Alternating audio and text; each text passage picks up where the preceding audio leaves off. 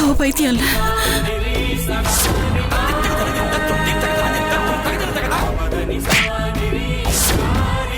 என் பொண்ணு பைத்தியம் இல்ல. ஐயோ, அவ பைத்தியம் இல்ல.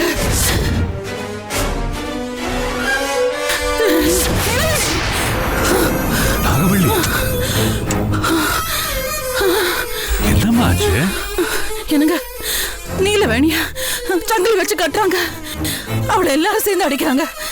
4-5 பேர் அடிக்கிறாங்க. எதுவும் இருக்காதுமா. இல்லங்க, என் பொண்ணுக்கு ஏதோ விபரீதம் நடக்குது. அவளுக்கு ஏதோ விபரீதம் நடக்குதுங்க. இல்லம்மா, கனவு தானே. நீ அவளை பத்தியே நினைச்சுக்கிட்டு இருக்க. அதனாலதான் இந்த மாதிரி கனவெல்லாம் வருது உனக்கு. ஐயோ, நான் சொல்றத கொஞ்சம் புரிஞ்சுக்கோங்க.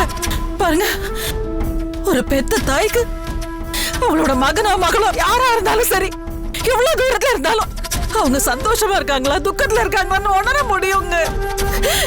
என் நிலவேணி சந்தோஷமா இல்லைங்க. அவ என்னமா கஷ்டப்படுறா. ஒரு தடவையாவது அவ முகத்தை பார்த்தா தாங்க எதால நிம்மதியா இருக்க முடியும். வாங்க வாங்க, இப்பவே போய் அவளை பார்க்கலாம். வாங்க. மணி 10 ஆயிடுச்சு. இதுக்கப்புறம் நம்ம கிளம்பி அந்த ஊருக்கு போய் சேர்றதுக்கே 12 ஆயிடும். ஐயோ, நீங்க ஏங்க புரிஞ்சுக்க மாட்டேங்கிறீங்க? எனக்கு அவளை பார்க்கணுங்க. நம்ம நீலவேணியை பார்க்கணும். அவ கஷ்டப்படுறா. வாங்க வாங்க போலாம். சரி சரி, முதல்ல போன் பண்ணி நீலவேணி கிட்ட பேசுவோம். அங்க ஏதாவது விஷயம் இருந்தா அதுக்கப்புறம் கிளம்பி போலாமே. முதல்ல அதையாவது பண்ணுங்க.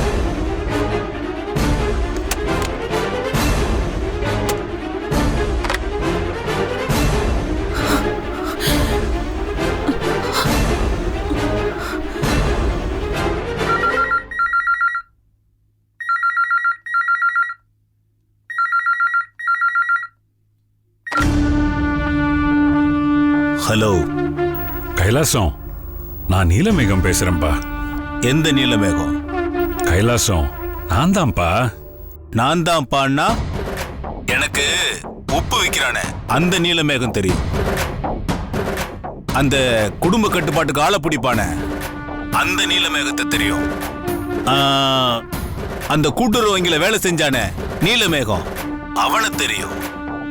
ஆனா அவன் கூட ரிட்டையர்ட் ஆயிட்டானே. அப்பா, நான் உன் சம்பந்தி நீலமேகம் பேசுறேன்ப்பா. சம்பந்தி? இப்பதான் நான் உனக்கு சம்பந்திங்கிற ஞாபகம் வருதா? என்ன கைலாசம் இப்படி பேசுற? வேற எப்படி பேசணும்னு சொல்லு நீலமேகம்.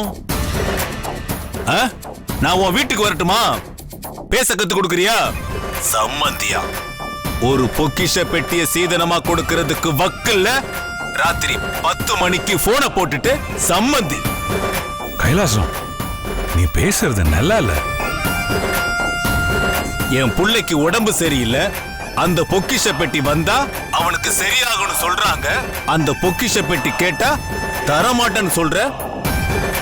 அப்புறம் எதுக்கு போன் பண்ற?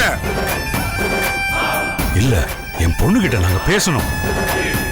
ஓ, நீலவேணி உங்க பொண்ணு, அவகிட்ட பேசணும். அவதான் சொல்லிட்டால உங்களுக்கும் அவளுக்கும் எந்த சம்பந்தமும் இல்லைன்னு. நான் செத்தாலும் வரக்கூடாதுன்னு சொன்னால. போனவையே. என்னங்க அந்த கைலாசம் என்னதான் சொல்றாரு? அவன் மனுஷனே இல்லம்மா, மிருகம். நம்ம பொண்ண மறந்துட வேண்டியதுதான். என்னங்க பேசுறீங்க நீங்க? நம்ம பெத்து வச்சிருக்கிறது ஒரு பொண்ணு, அவளை மறக்க முடியுமா? என்ன பேசுறீங்க நீங்க? ஆமாமா, மறக்கணும். இல்லன்னா பொக்கிஷ பெட்டிய அவங்கிட்ட கொடுத்துட்டு நம்ம பொண்ணை கூட்டிட்டு வரணும். அதுதான் ஒரே வழி. ஹலோ, நான் நீலவேணியோட அம்மா பேசுறேன். யாரு? அந்த திமிரு பிடிச்ச அம்மாவா? சொல்லுங்க, என்ன விஷயம்? பொதுவா நான் ராத்திரியில பொம்பளைங்க கிட்ட பேச மாட்டேன். சரி சொல்லுங்க. இதோ பாருங்க, என் பொண்ணுக்கு ஏதோ கெட்டது நடக்கிறதா கனவு கண்டு. அதனால ஒரு நிமிஷம் அவளோட குரலை நாங்க கேட்டுட்டோம்னா நாங்க நிம்மதியா தூங்குவோம். கொஞ்சம் தயவு செஞ்சு ஓ, அவளை நீங்க நிம்மதியா தூங்குவீங்க, நாங்க அந்த பொக்கிஷ பெட்டியை நினைச்சுக்கிட்டு புரண்டு புரண்டு படுக்கணும்.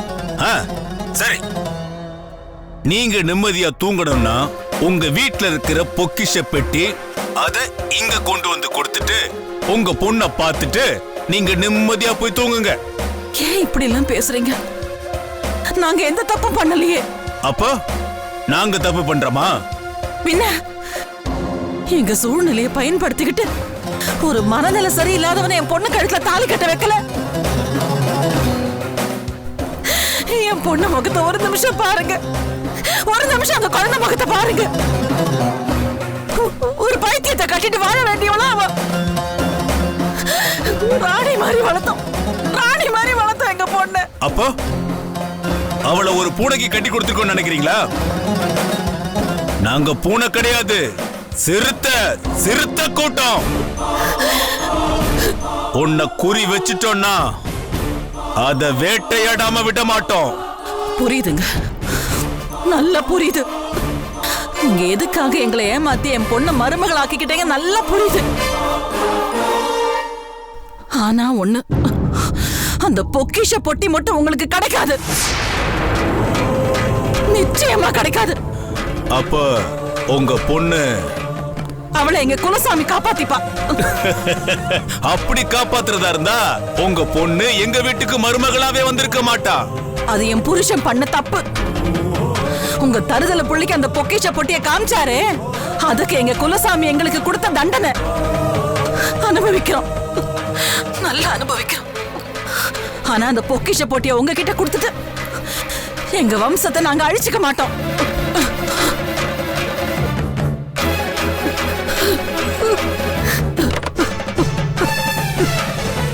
வருவடி வருவ, அந்த பொக்கிஷ பெட்டியை தூக்கிட்டு நீங்களே இங்க வருவீங்க. வர வைக்கிறேன். நாகவள்ளி, அழறதுனால எந்த பிரயோஜனமும் இல்லம்மா. நாளைக்கு இந்த பிரச்சனைக்கு ஒரு முடிவு எடுத்தாகணும்.